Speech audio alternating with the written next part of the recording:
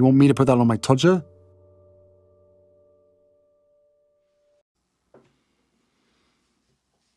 Harry's wife. I'm leaving Baldy, Harry. Hello, I'm H.G. Tudor. As I've explained to you, that the dynamic between a narcissist, Harry's wife, and the intimate partner primary source victim, Harry, is one whereby he is drawn in through seduction.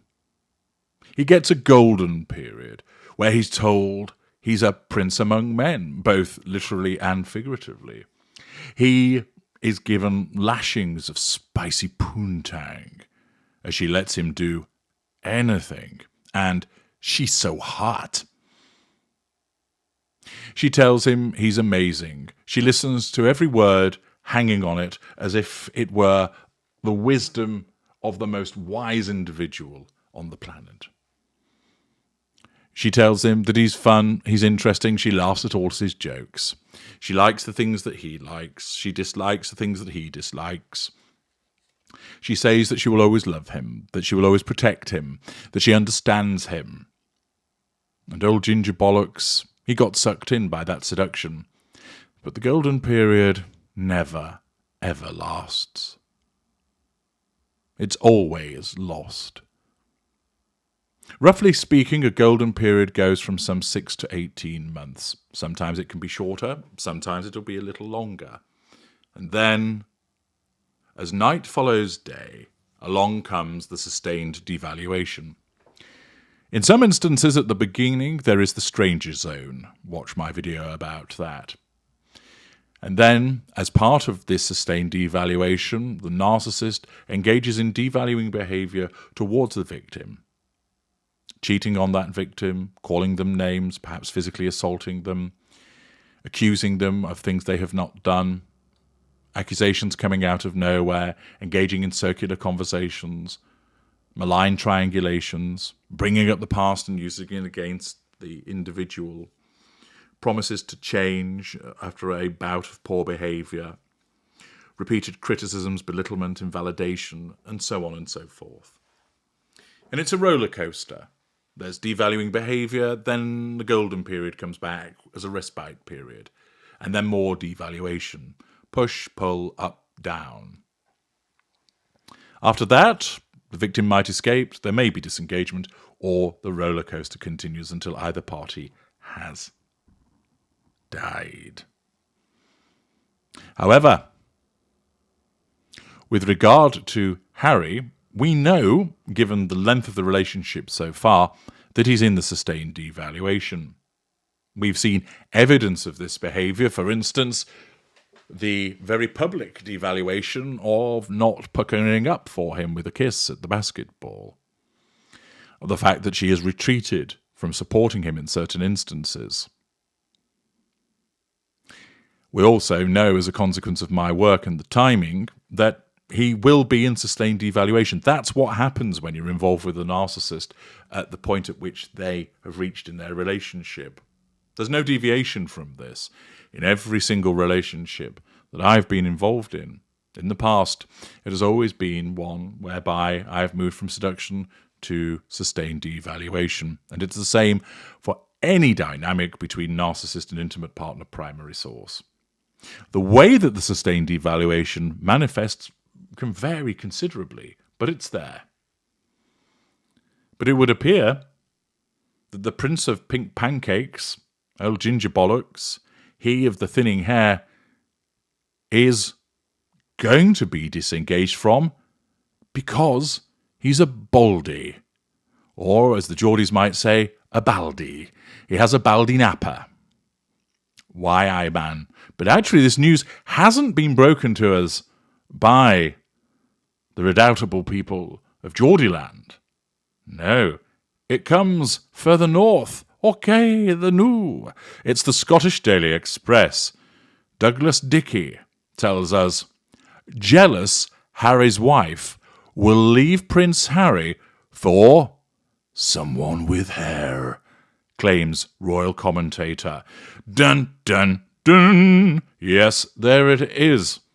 The prediction that Harry's wife, because she's jealous, and it might be actually that they mean envious, but Harry's wife is going to leave Prince Harry for someone with hair. Now, before I get into the meat of who's been saying all of this, is this something that a narcissist might actually do? Well, yes and no. The fact that somebody's thinning on top isn't a basis for disengagement. Instead, disengagement occurs for one of 5 reasons. You've broken down, so you're no longer a functioning appliance. You have caused massive wounding to the narcissist. You have caused massive exposure of the narcissist. You have started to become essentially too difficult to control.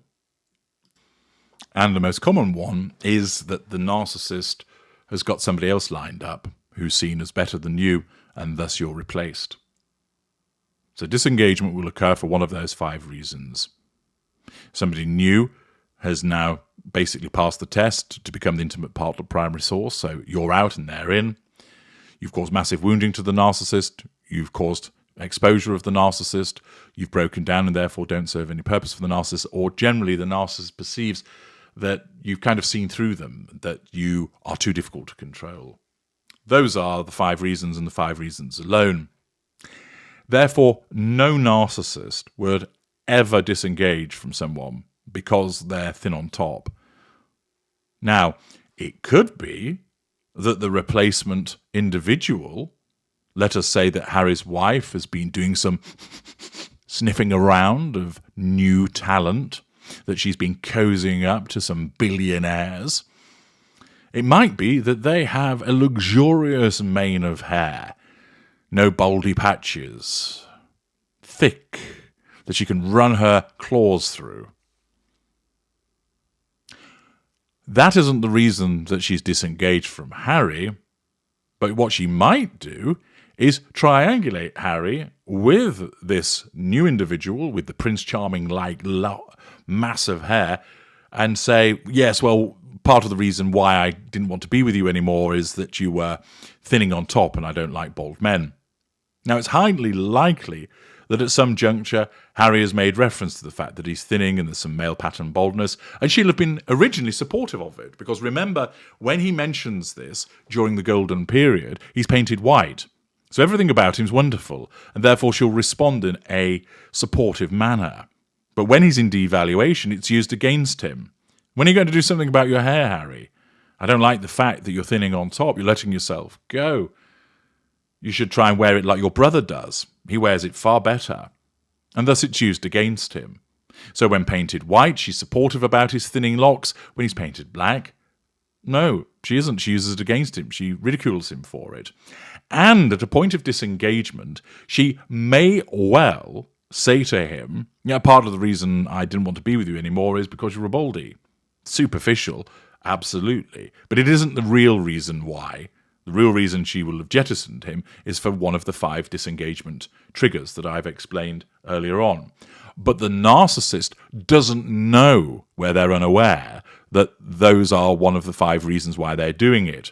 Harry's wife wouldn't think to herself, you become too difficult to control and therefore you're on your way out. The narcissism doesn't let her know that. Instead, it'll give her a host of other reasons. For instance, we've grown apart.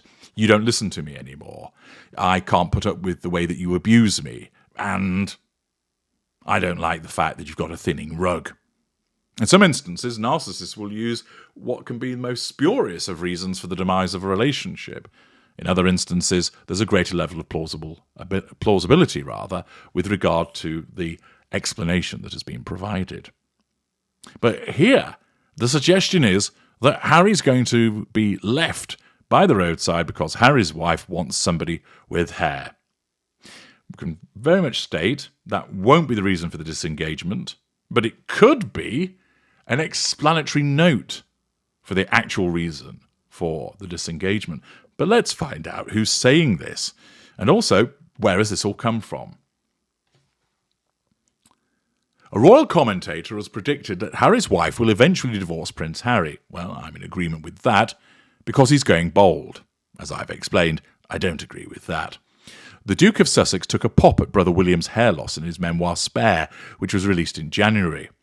But many observers noticed Harry's thinning thatch at Saturday's coronation, which he attended on his own. American talk show host Meghan Kelly, an outspoken critic of Harry and Harry's wife, reckons justice has been served, as he was out of line talking about William's own hair. And she hinted it could put pressure on the Duke and Duchess of Sussex's relationship going forward.